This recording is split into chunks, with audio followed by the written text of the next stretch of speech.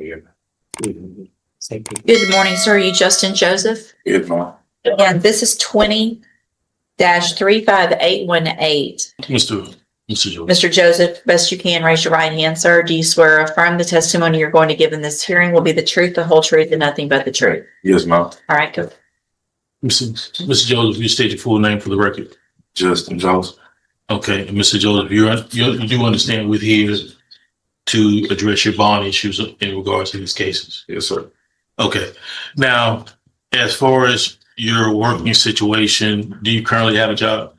I was going back and forth to the Port of Oman, but before all this had happened, I had filled out an application for AMCO. Speak up, please. I said I was working back and forth at the Port of Oman, but before all this had happened, I had just filled out an application for AMCO off of West Calder doing vacuuming and hydroblasting. Now I'm supposed to start that, but turn myself in to take care of all this. And as far as any additional responsibilities, especially in regards to your family, what kind of responsibilities are those? Kids, and I'll take care of my uncle that just recently fell from out of the ceiling or out of the attic or whatever. He broke his hip bone, so I'll be having to help him, take care of him, take him in and out the bathtub. Have to take him to the restroom because he can't walk and he don't have a walk or anything like that.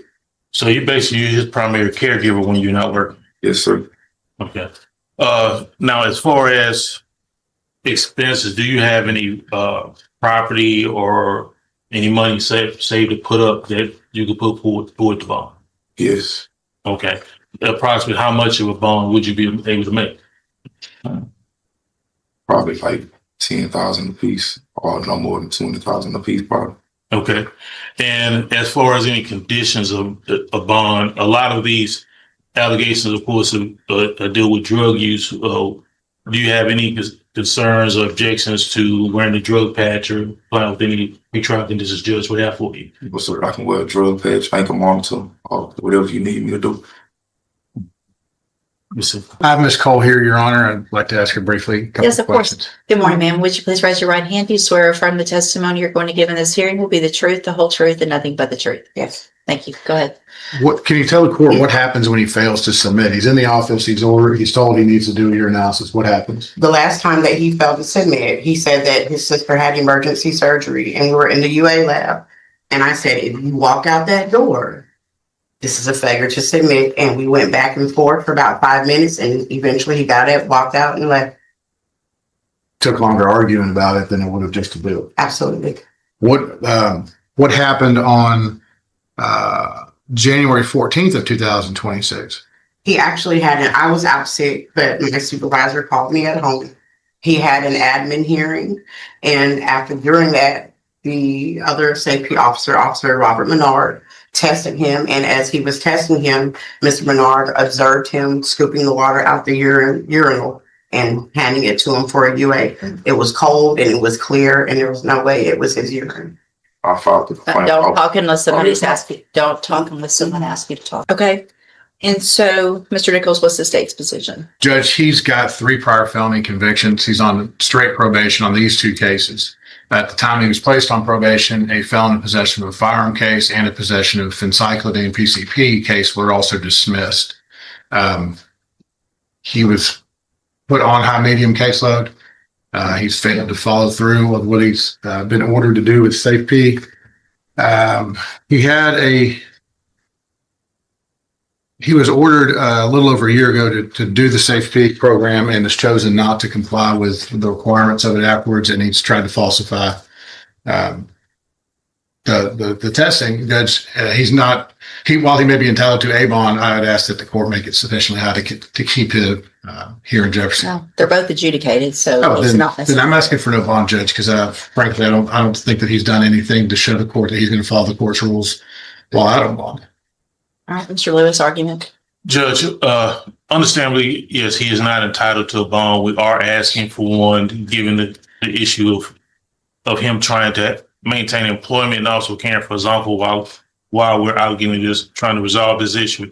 I believe any concerns of the court can be cured by the drug patch or some sort of pretrial condition that can monitor any drug use or anything while he is out on bond. I believe a bond of $15,000 for each case will be sufficient of that. He's definitely, once the violation came up and everything, I can only speak to, my involvement as far as him doing trying to do what he needs to do to get things, taken care of. Some of these allegations are my first time hearing about them, but and I'll address them with Mr. Joseph. But as far as his bond, I do believe a bond of $15,000 will be sufficient to maintain his return to court, and also a bond condition of a drug patch or a scram device or something of that matter could definitely keep the court in the loop, if you will, if he does relapse or is any other drug use. Well, here's the problem, Mr. Joseph. There's nothing more strict, really, than going through that safety program and the aftercare. And that's, like Mr. Lewis said, for me to keep an eye on you is for probation and those programs to keep an eye on you. And what I'm seeing and what gives me concern is that back last year, I'm looking at the administrative hearing that led you going to SafeP. And at that point, you had tested positive for PCP numerous times, and you had also failed to submit numerous times to testing.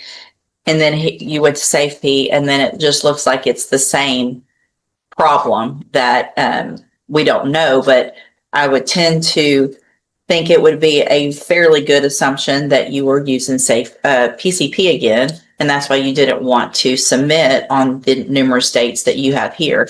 It makes no sense for me to say, okay, well, we sent you to SafeP because you had a problem with PCP. You got out and then you did aftercare and you couldn't get through it because you were trying to either falsify or not show up. So it doesn't make any sense to me that it would be safe to put you back out in the community at this point, because you're not going to just remain on probation either, not at all, or without some further inpatient treatment, which we've already done. So I'm not sure where we'll get on the motions, but as far as the bonds go, I'm going to deny those motions in each case for a bond and leave these both at a no bond, because I feel like that is in the best interest of our community to keep everything safe and to keep you from using something as serious as PCP. All right. I don't use these West. What? Say I don't use. Well, then why didn't you take the test? The only time I gave it to my attorney, Mr. Lewis, when I had, I'm on colors over there. So whenever my color had came up, I was at the emergency room. I gave him my doctor's excuse, and I also brought it to Ms. Cole, and that was cool. There's 1, 2, 3, 4, 5. Five allegations that you didn't submit. That you didn't submit, and then there's the one where you did, and the allegation is that you attempted to get it out of the toilet. Yeah, that's what I had to play on, because when you. I'm denying the bond. You can go back with the bailiff.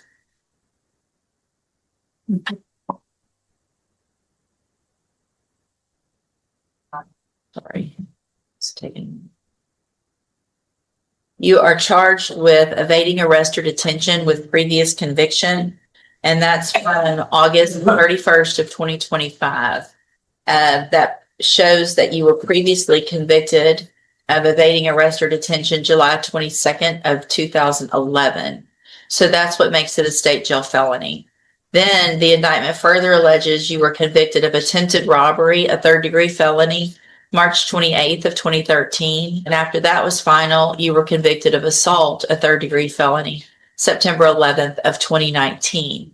And so what that means in that case is that if you go to trial and you're found guilty, and those prior convictions are true, the range of punishment would be enhanced to a second-degree felony, which is between 2 years and up to 20 years. Do you understand? Yeah.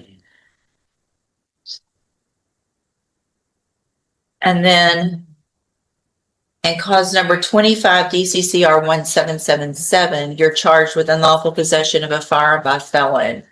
And that is from August 31st of 2025. That indictment alleges one prior felony conviction, the one from 2019, but the state can file, and I anticipate they would file a notice of enhancement because that 2013 was left off of that indictment. And so what that means in that case is if you're found guilty and if those prior convictions are true, you would be considered a habitual offender with a minimum punishment of 25 years in prison up to 99 years or the rest of your life. Do you understand? And then finally, in clause number 25, DCCR 1778. Once we get all these done. You're charged with a third-degree felony offense of deadly conduct discharging a firearm from that same date of August 31st of 2025. It does allege those two prior felony convictions. Again, what that means, if you're found guilty and if those prior convictions are true, you would be considered a habitual offender in that case also, with a minimum punishment of 25 years up to 99 years or life in prison. Do you understand? Yes, ma'am. In all of those cases, I have here on this tablet a plea bargain rejection in each case that you've signed with Mr. Parker that shows that the district attorney's office has made an offer, if you wanted to enter a plea of guilty in your cases, to go on, probably it looks like counts 1 and 2 for a 15-year term instead of that habitual. And so in two of the cases, a 15-year term, and then in. It's 15 on all, concurrent on all of them, Judge. Do you understand what the state has offered you? Mm-hmm.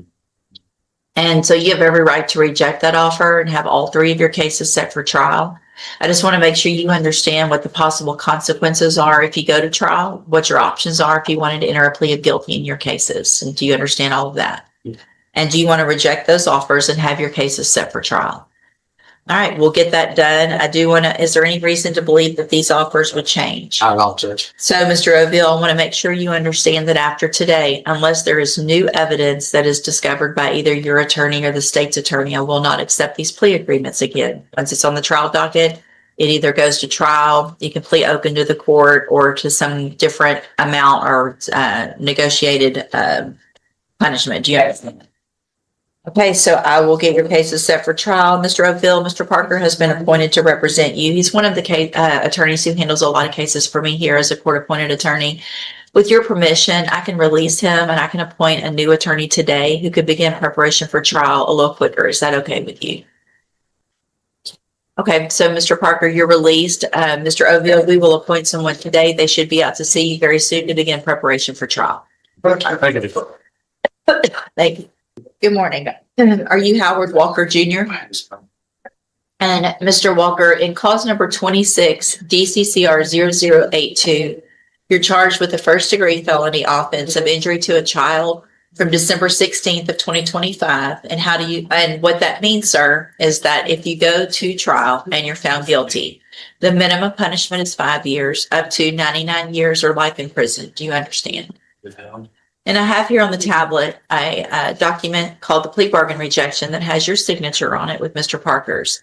This shows that the district attorney's office has made an offer if you wanted to enter a plea of guilty in your case for a 30-year term in prison. You have every right to reject that, have your case set for trial. I just want to make sure you understand what the possible consequences are if you go to trial, what your options are if you want to enter a plea of guilty. And do you understand all of that? Yes, ma'am. And do you want to reject that offer and have your case set for trial? Yes, ma'am. All right, we'll get that done. Mr. Nichols, is there any reason to believe that, are you waiting on any evidence? Judge, that offer is based on the injuries sustained by the child, a 1-year-old with facial fractures and lacerated liver. I need to get some follow-up medical records to see if that condition has improved or if it's going to be a permanent injury situation. That offer may get worse depending on what I find. Okay, so I do want to make sure you understand, Mr. Walker, that after today, I will not accept this plea agreement unless there's some new evidence that comes to light from your attorney or the state's attorney.